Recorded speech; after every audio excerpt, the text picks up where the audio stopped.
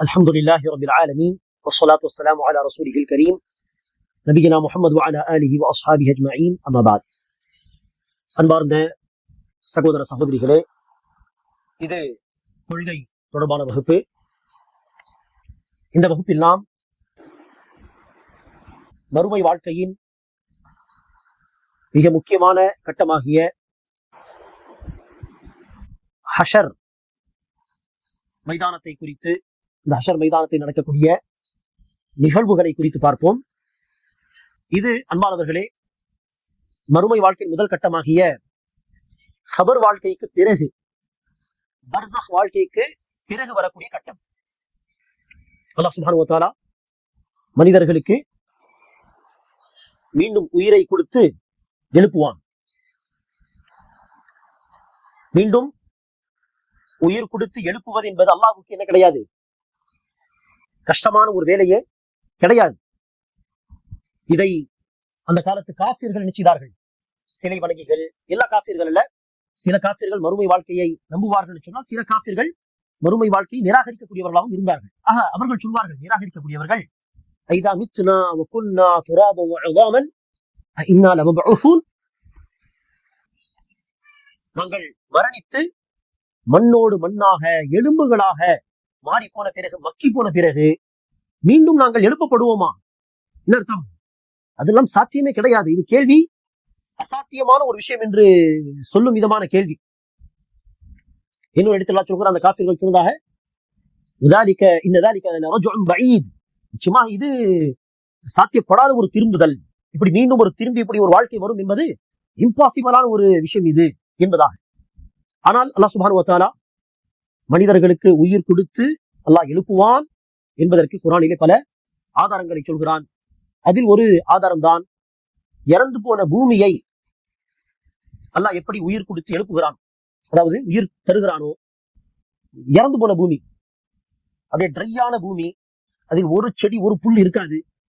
ஆனால் சில மாதங்கள் சில வருடங்கள் பிறகு கூட மழை இறங்கினால் எந்த பூமியை பார்த்து யாரும் இந்த இடத்தில் மீண்டும் செடி கொடிகள் வரும் என்று கற்பனை கூட செய்ய முடியாதோ, அந்த இடத்திலிருந்து மீண்டும் புற்புண்டுகள் புற்கள் வரவில்லையா? அல்லாஹ் அந்த இறந்து போன பூமியை உயிர்ப்பிக்கவில்லையா இந்த தண்ணீரை இறக்கி? இதே போல்தான் அல்லாஹ் மனிதர்கள் எழுப்புவான். இப்படி அல்லாஹ் சுப்ஹானஹு வ தஆலா இறந்த பூமியை மழையை இறக்கி அல்லாஹ் உயிர்ப்பிக்கிறானே, இதை மனிதர்களையும் இதே போல அல்லாஹ் எழுப்புவான் என்பதற்கு உதாரணமாக குர்ஆனிலே சொல்கிறான். இன்னொரு உதாரணம், பிரம்மாண்டமான இந்த வானத்தை, தூண் இல்லாத இவ்வளவு பெரிய வானத்தை எல்லாம் படைத்திருக்கிறானே, அந்த வானத்தில் ஒரு விரிசலை பார்க்க முடியாது. அந்த வானத்தை மேலும் பூமியை படைப்பது பெரிய விஷயமா அல்லது மனிதர்களை படைப்பது பெரிய விஷயமா என்று சிந்திக்கும் விதமாக, சிந்திக்க வைக்கும் விதமாக அல்லாஹ் சொல்கிறான்,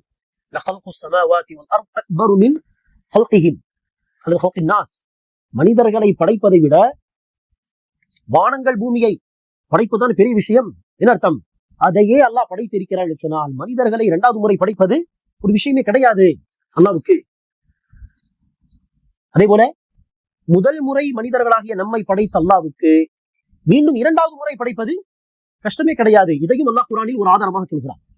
உங்களை முதல் முறை எப்படி அல்லாஹ் படைத்தான், அதே போல்தான் இரண்டாவது முறையும் படைப்பான். சிம்பிள். ஆக இப்படி அல்லாஹ்வுக்கு மனிதர்களை மீண்டும் உயிர் கொடுத்து எழுப்புவது என்பது கஷ்டமான ஒரு விஷயமே கிடையாது. காரணம், அல்லாஹ் சுப்ஹானஹு வ தஆலா யாவற்றின் மீதும் ஆற்றல் மிக்கவனாக இருக்கிறான்.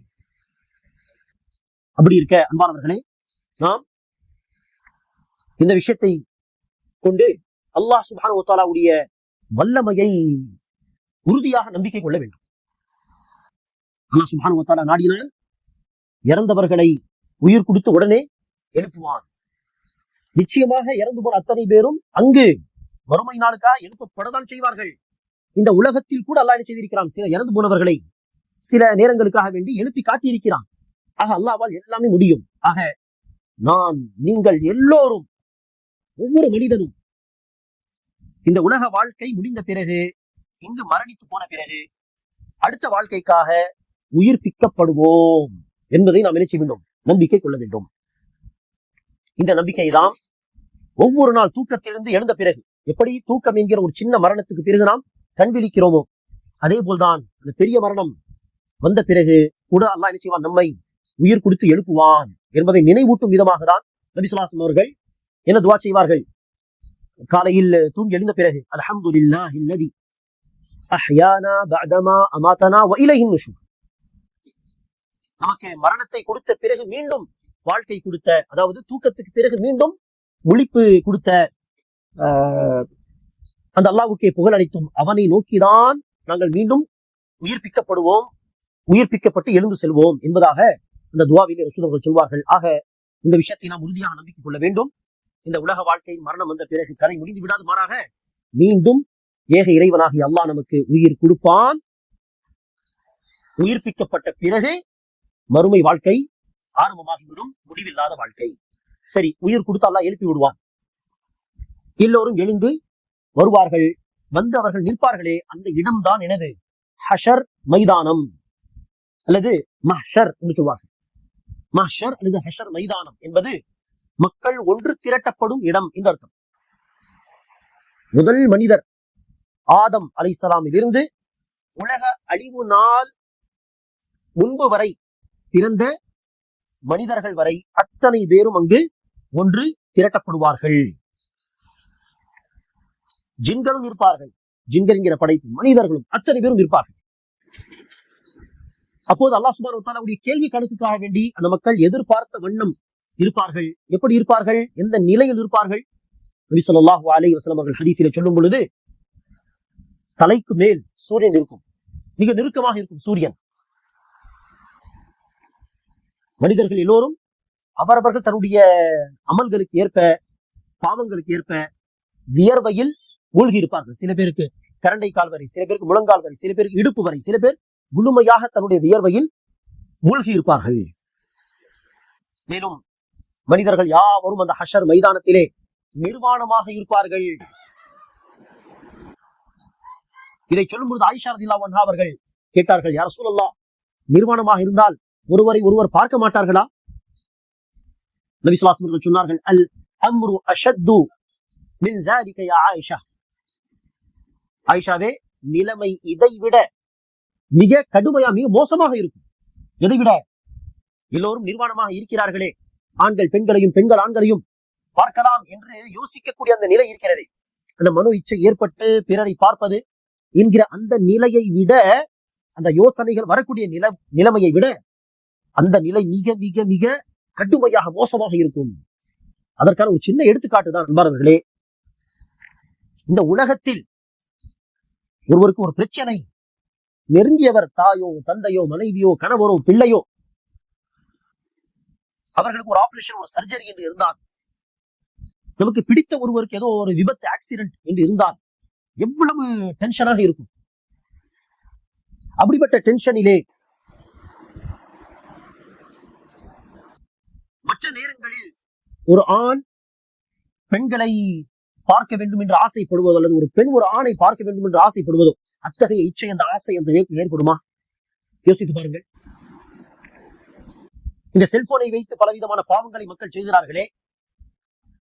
நெருங்கிய ஒருவருக்கு ஆபரேஷன் நடந்து கொண்டிருக்கிறது, வாழ்வா மரணமா என்று, அல்லது ஏதோ ஆக்சிடென்ட், ஏதோ ஒரு விபத்து, ஏதோ ஒரு பிரச்சனை, மிக பயங்கரமான ஒரு டென்ஷன், ஸ்ட்ரெஸ்ஸில் இருக்கிறோம் என்று சொன்னால் அல்லாஹ் பாதுகாக்க வேண்டும். அப்படிப்பட்ட நேரத்தில் இந்த செல்போனை வைத்து பொதுவாக செய்யக்கூடிய இந்த பாவங்கள் யாரோ செய்வார்களா?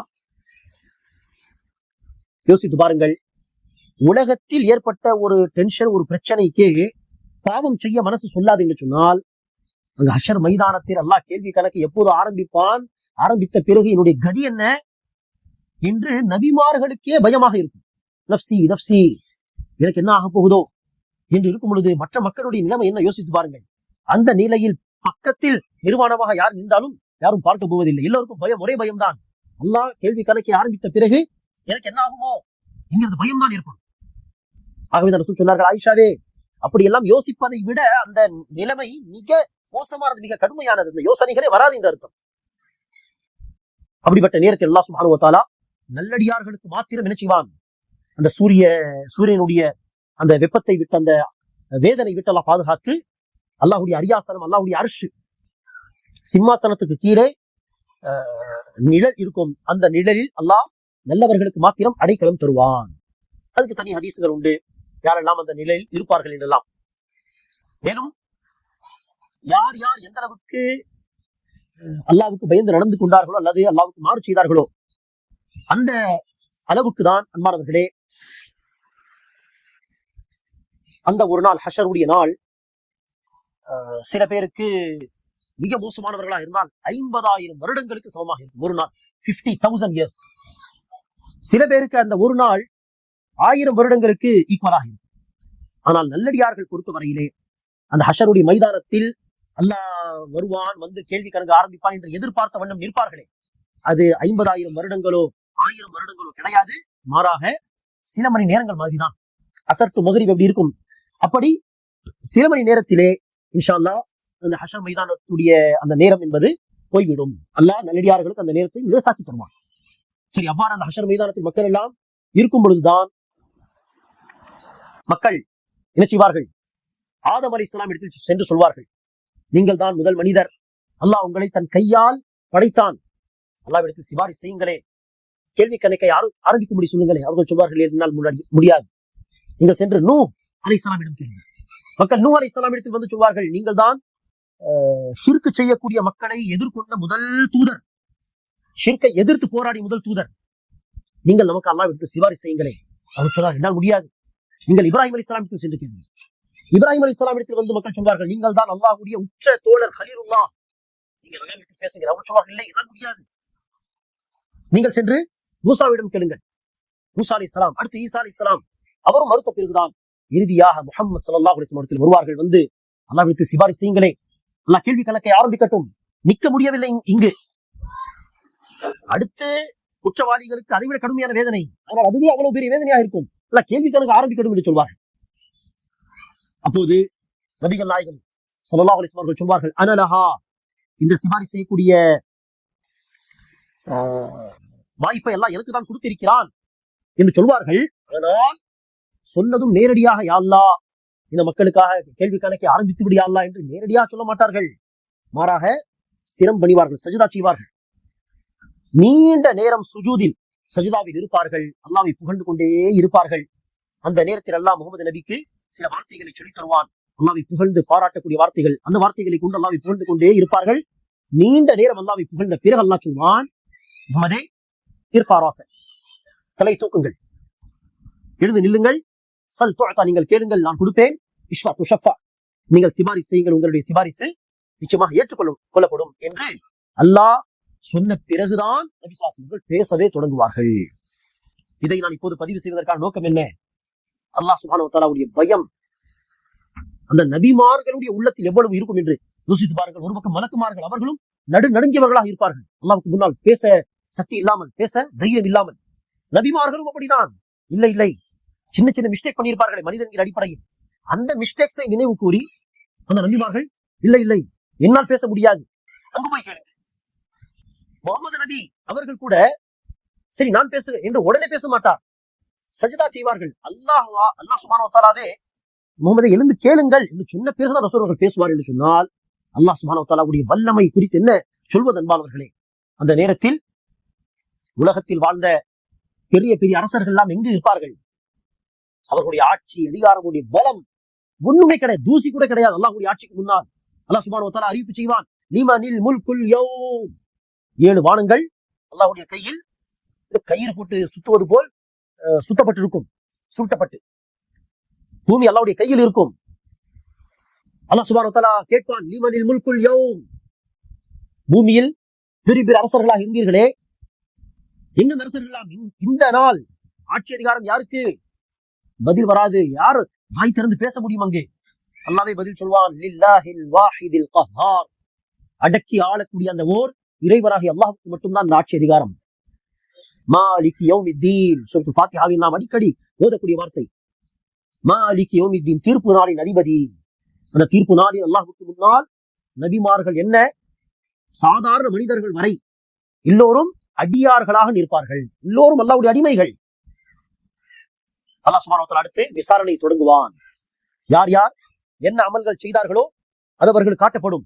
ஃபமன் يعمل مثقال ذرة خيرا يره ومن يعمل مثقال ذرة شرا يره, கடுகளவு நன்மை செய்தாலும் காட்டப்படும், கடுகளவு தீமை செய்தாலும் காட்டப்படும். நன்மைகள் அதிகமாக இருந்தால் வலது கையில் அவர்களுடைய பதிவு புத்தகம் வழங்கப்படும். தீமைகள் அதிகமாக இருந்தால் இடது கையில் அந்த பதிவு புத்தகம் வழங்கப்படும். நன்மைகள் எழுதப்பட்ட, தீமைகள் எழுதப்பட்ட அந்த பதிவு புத்தகம் வலது கையில் வாங்கக்கூடியவர்கள் அவர்கள் செய்வார்கள்.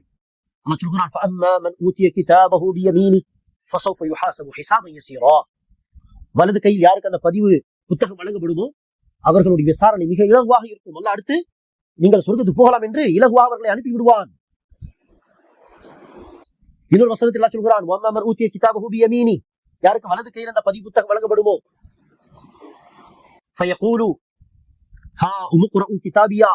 பிறரை பார்த்து சொல்வார் அவர், இதோ பாருங்கள் நான் எவ்வளவு நன்மை செய்திருக்கிறேன், பாருங்கள் பாருங்கள், இதோ படியுங்கள் என்னுடைய பதிவு புத்தகத்தை.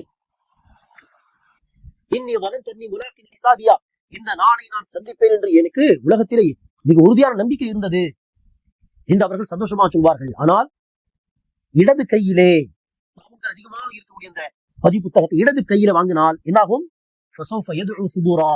அப்படிப்பட்டவர்கள் மௌத்து வந்து நம்முடைய கதை முடிந்து விட்டால், நம்முடைய சோழி முடிந்து விட்டால் நன்றாக இருக்கும் என்று விரும்புவார்கள்.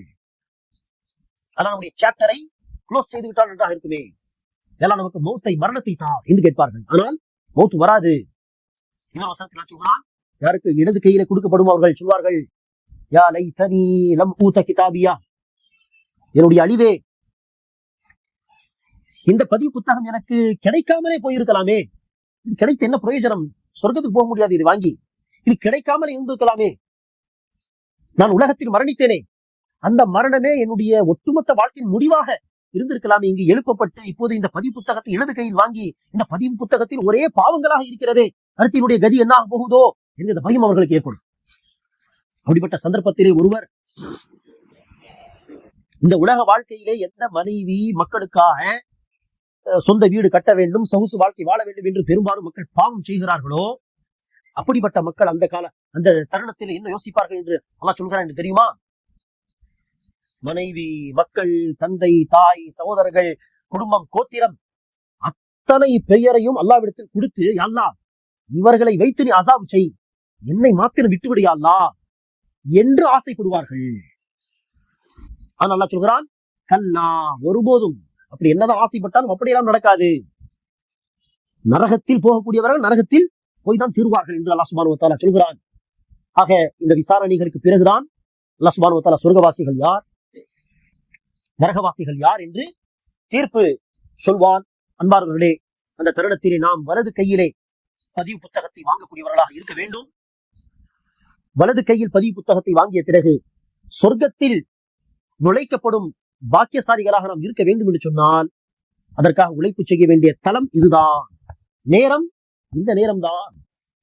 இங்கு நாம் அல்லாஹ்வுக்காக ₹1 சதகாவாக கொடுத்தாலும் அங்கு அதற்கு மகத்தான கூலி உண்டு. நபி ஸல்லல்லாஹு அலைஹி வஸல்லம் சொல்வார்கள், இத்தகுன்னார் வலவ் பிஷக்கி தம்ரா, ஒரு பேரித்தம்பழத்தின் ஒரு துண்டை தர்மமாக கொடுத்தாவது சரி, நரகத்தை விட்டு தன்னை பாதுகாத்துக் கொள்ளுங்கள்.